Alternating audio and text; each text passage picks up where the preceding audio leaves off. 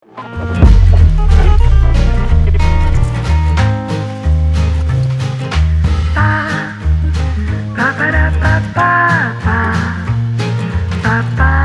वालेकुम ख़वातीन और हज़रात, उम्मीद करता हूँ कि आप सब खैरियत से होंगे। हुलिया मेरा अपने बदला हुआ देख लिया है। बाल शल मैंने कटवा दिए हैं, सारा कुछ साफ साफ हो गया है। जो मेन रीज़न था वो मेरे बाल ही थे, और जब बाल ही नहीं रहे तो फिर बाकी क्या करना है। बाल असल में मेरे गिरना शुरू हो गए थे बहुत ज़्यादा, और काफ़ी दिनों से मैं देख रहा हूँ कि जब भी कंघी करता हूँ बस बाल गिर रहे हैं। मैंने स्पेशलिस्ट से बात की, उन्होंने बोला भाई कि 50-60 बाल आपके रोज़ गिरते हैं। लेकिन 4-5 दिन पहले कंघी कर रहा हूँ, पूरा गुच्छा बालों का ना एक साथ एक लेयर पूरी वो उतरी। मैं जैसे गुड़िया होती है ना, जो बाल खींचते पूरे उतरती है, लेयर उतरती है, वो ऐसा सीन हुआ। मैं वही टिश्यू में रखा और ले गया अपने प्लास्टिक सर्जन के पास। वो हेयर ट्रांसप्लांट भी करते हैं। मैंने सोचा शायद वो कोई बेहतर मशवरा थे। उन्होंने बोला भाई ये बाल गिरते हैं तो परेशान होने की ज़रूरत नहीं, बाल वापस भी आते हैं। ऐसा नहीं कि बाल नहीं आते, लेकिन मसला ये होता है कि बड़े बालों को वज़ा ज़्यादा चाहिए होती है, जो कि हम प्रोवाइड नहीं कर सकते, और छोटे बालों को कम ज़रा सीन फिर में काम चल जाता है। सो मेंटेनेंस जो है ना वो बहुत उनकी इंपॉर्टेंट है, जो कि मैं नहीं कर पा रहा था, ना ग़िज़ाई तौर पे और ना ही वैसे वो तेल मालिश सारे सिलसिले। औरतों का सीन कुछ अलग होता है, वो कर लेती है, हम लोग नहीं कर सकते। तो मैंने सोचा कि गंजे होने से बेहतर है कि बीच का रास्ता जो है वो इख्तियार किया जाए, तो मैंने बाल कटवा दिए। ये सीन हुआ। बाकी जो वाक़या हुआ है पाकिस्तान में वो 14 अगस्त वाला, सारे उस पर बात कर रहे हैं। मैंने सोचा था इतने दिन गुजर के उससे बात नहीं की जाए, लेकिन वो एक अजीबोगरीब सी कहानी हो सामने आती जा रही है। क्योंकि फाइनली जो मुझे लग रहा है वो यही है कि यार कि ताली हमेशा दोनों हाथों से बचती है। अगर एक हाथ से बजानी है तो अपना गाल है, शीशे के सामने खड़े हो जाए, खुद को थप्पड़ मारे तो ताली की आवाज़ तब भी आएगी, लेकिन प्रॉपर बजानी है, बजती है जब, तो वो दोनों साइडों से ही बजती है। खातून वहाँ गई, सब कुछ किया। उसके अंदर सेल्फीज इन्वॉल्व थी, वीडियो बनाना इन्वॉल्व था उनके अंदर। उसके अंदर उनका ट्विटर अकाउंट इन्वॉल्व था, उसके अंदर उनकी इन्विटेशन इन्वॉल्व थी। फिर वो सारे लोग जो कि तरसे हुए 14 अगस्त के वहाँ 14 अगस्त मनाने आए थे, उनके दरमियान कुछ ख़वातीन थी, ज़्यादातर फैमिलीज वाली थी, और अकेली तो आपको पता है मुश्किल ही है, लेकिन ये भी वहाँ पे थी कि कोई बॉयफ्रेंड था वल्लाह आलम, जो वो सांवले से रंग का है, वो हर वीडियो में नज़र भी आ रहा है। तो इस तरह का सीन हुआ, बुलाया गया मशहूर होने के लिए, फेमस होने की एक ट्रिक थी या क्या था, लेकिन सीरियसली ऑनेस्टली मसला दोनों तरफ से था। और अगर मैं आप मुझे सच बोलने दें तो पहली पहल जो है वो खातून की तरफ से हुई है। इसके बाद इस पूरे केस को उछाला गया है, अजीब तरह से इसको इस्तेमाल किया गया, वो पाकिस्तान के ख़िलाफ़ इस्तेमाल किया गया, वो भी ऐसे दौर में जबकि वो अफ़गानिस्तान में ट्रांजिशन हो रही है सब चीज़ों की, वहाँ पर औरतों को लेके बड़े मसले खड़े हो किए जा रहे हैं। इसके पीछे कुछ भी हो सकता है, लेकिन मुझे लगता है कि ये बाकायदा प्लान तरह का कॉन्सेप्ट था, जिसको पूरा किया गया, वो भी पंजाब के अंदर, ठीक है, वो भी मीनार पाकिस्तान 14 अगस्त।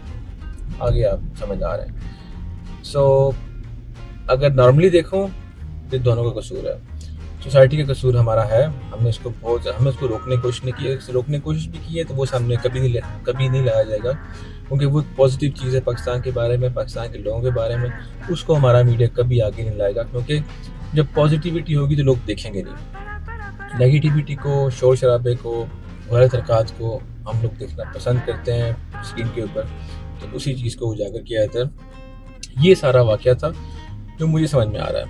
जो 3 लोगों ने उनके इंटरव्यूज़ लिए, उसके अंदर बड़ी कॉन्ट्रडिक्शन है। सबसे बड़ा जो मुझे हैरानगी लगी, एक बंदे के साथ इतनी ज़्यादती होगी, उसने अपने घर का पता गलत लिखा दिया है, और जो पुलिस दरवाज़ा खटखटा रही है, जो इन्वेस्टिगेशन वाले इदारे हैं वो खटखटा रहे हैं दरवाज़ा, तो वो किसी और के घर जा रहे हैं। खातून नहीं मिल पा रही, उन्होंने अपना एड्रेस ही गलत दे दिया है। लेकिन मैं सलाम पेश करता हूँ उन लोगों को जिन्होंने उन लोगों को ढूंढा जो वहाँ में मौजूद थे, जिन्होंने सही वाक़या बताया कि हुआ क्या था। एक लड़का वहाँ पे था अपनी वाइफ के साथ, तो उसने वाक़या बताया, वो लॉजिकली मुझे बिल्कुल सही लग रहा था। उसकी बातों से, उसके बॉडी लैंग्वेज से, उसके अल्फाज की अदायगी से मुझे लग रहा था जो उसे देखा है वो बता रहा है, इसमें कोई झूठ शामिल नहीं है। जब मैंने सारी उसकी बातें सुनी, देखा, मुझे लगा यार कि सही कह रहा है। क्योंकि जो लोग वहाँ पे थे, जो औरतें वहाँ पे थी, वो फैमिलीज़ के साथ थी, अकेली कम ही थी, ना होने के बराबर थे। और जो उसे देखा कि यार सेल्फीज़ के लिए बुलाया गया, फिर जब कुछ मसला पैदा हुआ तो फिर लड़ाई हो गई वहाँ पे, फिर अजीबो-गरीब तरह के वाक़यात वहाँ पे पेश हुए। जो उस औरत के साथ हुआ वो वाक़ई हुआ, लेकिन नहीं होना चाहिए था। लेकिन आपको भी थोड़ी तमीज़ रखनी चाहिए चीज़ों को लेके। आप कहाँ रह रहे हैं, किस माशरे में रह रहे हैं, किस तरह के लोगों के दरमियान आप खड़े हैं, आपको इन चीज़ों का ख्याल रखना पड़ता है। सही है? आप नहीं रखेंगे तो आप बोलेंगे यार सारा आप कुछ भी करते रहें, आगे से लोग खामोश ही बैठे रहें, ये नहीं होगा। लोगों का ऑफकोर्स कसूर है, 100% कसूर है, लेकिन आपका कसूर 110% है। आप पे भी एक जिम्मेदारी आयद होती है, और जो वहाँ पे थे लोग थे उन पे भी एक जिम्मेदारी आयद होती है। सिर्फ ये नहीं फरमाया गया कि औरत के पर्दा कर रहे हैं, मर्द को भी आंखों का पर्दा है। आपने खुद ही हटवा दिया पर्दा यार, तो क्या आपकी इज्जत करेगा।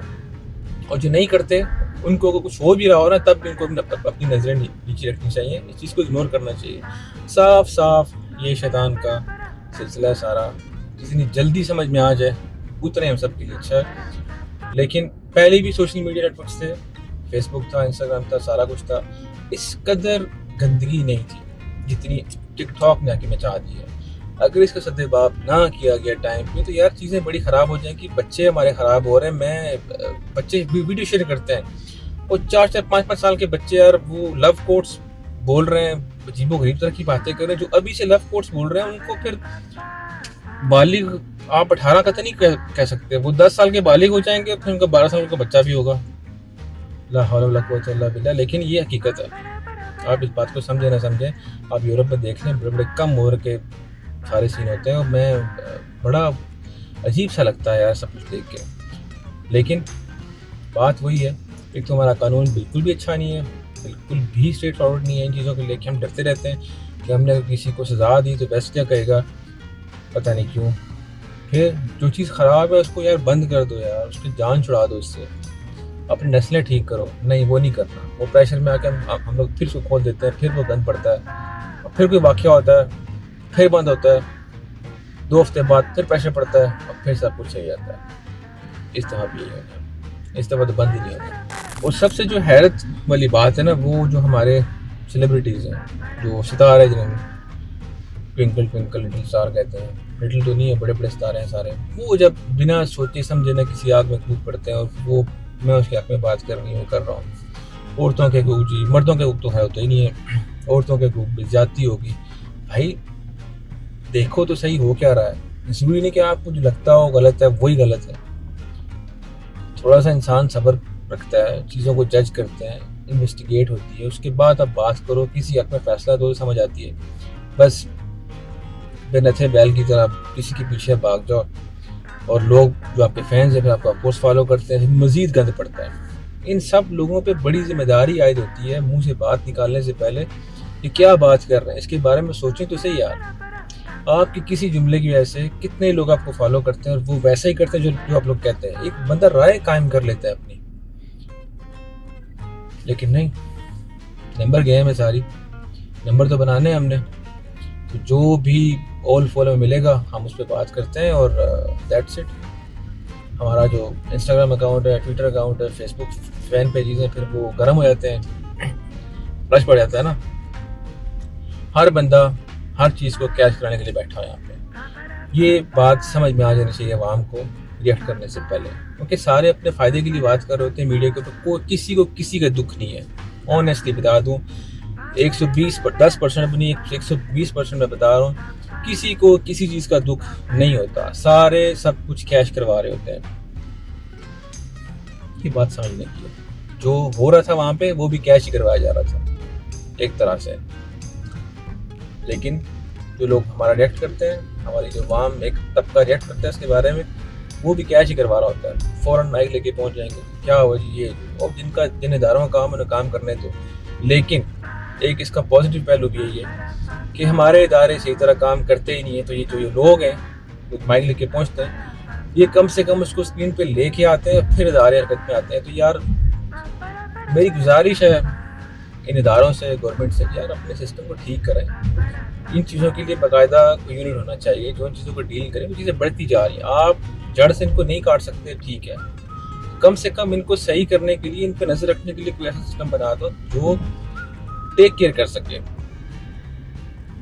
ये मेरी राय है, ऑफकोर्स गलत होगी, बहुत सी बातें मैंने इसमें ऐसी बोली हैं जो कि आपको पसंद ऑफकोर्स नहीं आएंगी, लेकिन वो हकीकत है। मैं हमेशा कहता हूँ ऊंची जगह कुरान पाक रखा हुआ है, उतारें, खोलें, उसके नीचे का ट्रांसलेशन है, उसको पढ़ें, आपको सारी समझ आ जाएगी आप कहाँ गलती कर रहे हैं।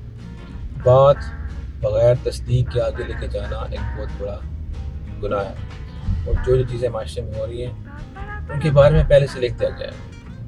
खुदारा खोलें, पढ़ें और उससे मुस्तफ़ीद हों। मुझे दे इजाज़त, अगली वीडियो तक के लिए अल्लाह हाफिज़।